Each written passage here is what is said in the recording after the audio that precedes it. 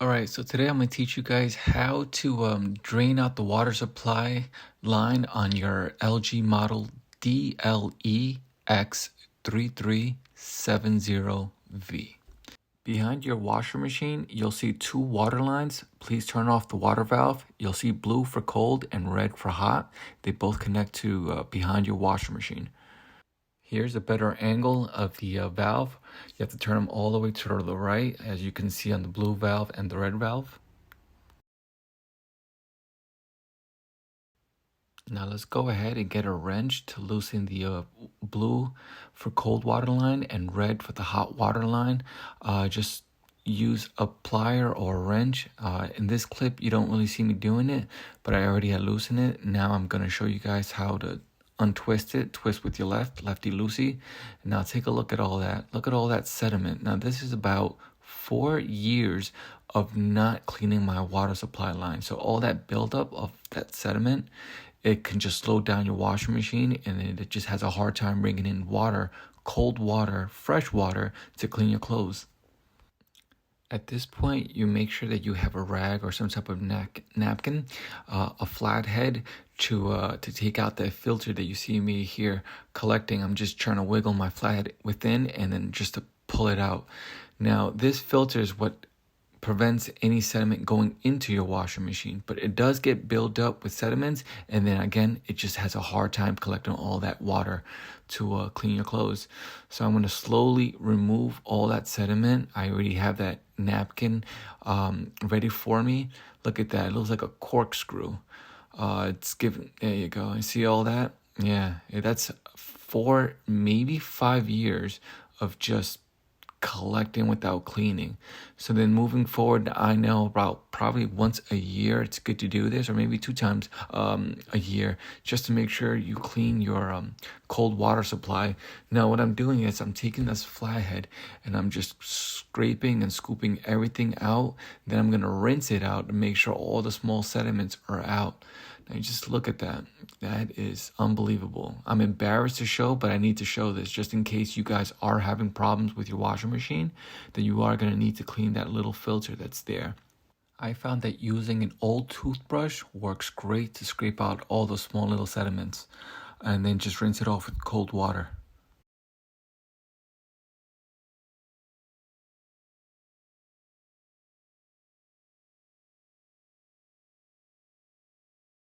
Now in this clip, I'm just basically showing all the sediments that came out from that one filter and that water supply valve line right there. That's all in one filter. So now we're going to go ahead and work out on the hot water supply valve and see what comes out of there. Now, before you close your cold water supply line, just make sure to look inside, and if there's any debris, sediments there, just take a napkin, careful with the flathead, and just try to scrape out everything before you put the filter in.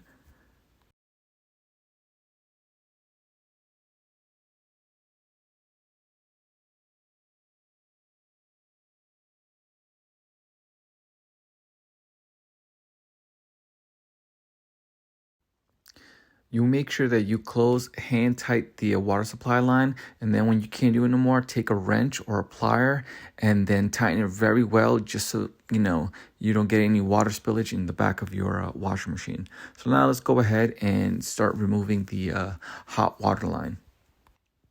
Okay, so now let's go ahead and unloosen the hot water supply line.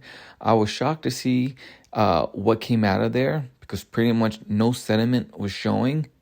But I came to realize why, because it was being burned off by the hot water. The temperature was just melting it away. Does it change the color of the filter? No, that filter stays that color. It has nothing to do with the sediment. I failed to mention on the cold water line, if you look at the filter that's within there, inside that pipe, you have to be very careful with that screen, because if you want to scrape off any sediment on the cold water line or the hot water line using your flathead, you might dent that screen, and you don't want to do that. And then when you're done cleaning the hot water line, you're going to hand tight and then use a wrench to tighten it all the way. And then we're going to go ahead and show you what it looks like on the cold water line coming from the main valve line. If you look closely, let me just put this right there so then we can take a good look at what sediments are hiding between the cold water valve right there. You see that? That's something that you're gonna have to clean off and scrape up. Let me just, I believe I have another clip. There we go. I'll show you a better angle. Put some light in there. So it seems like the cold water line always has more sediments. The hot water line just burns it off. So here's just a good clip of what came out of it. This is from only the cold water line. There were no sediments on the hot water line. So make sure you put everything back together again. Again, hand tight, and then use your plier or your wrench to tighten it all the way. Because the last thing you want to do is wash your clothes and see water coming out behind it. And that's about it. Make sure that you double check your work. Do a test run with clothing and see if clean water is coming from your washer. Nothing should, once you do this, nothing should be blocked anymore. But let me go ahead and show you guys another clip of my bathroom sink that's having the same problem with sediments. Now we're looking at my downstairs bathroom. The sink, for some reason, had lost pressure. So I decided to remove that head faucet there to take a look at what's being blocked. And this is the first time I discovered that our water line is being covered with sediments. And same thing with our bathroom shower head, washer machine, our kitchen sink, and now our bathroom sink. So it seems that we are having problems with the water. And the best thing, if you guys are having the same problem as you see here, take a look at this. If you are having the same problem, what you're going to need is a water filter system, which collects all this brown sediment, sand, rock, debris, and it collects it into some type of jar. There's these filter system that comes with 3 jars, 2 jars of one.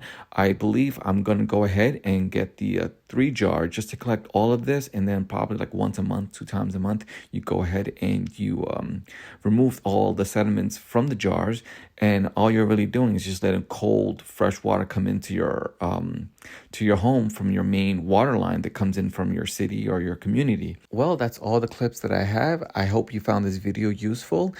Please don't forget to hit that like button and subscribe. Thanks for watching.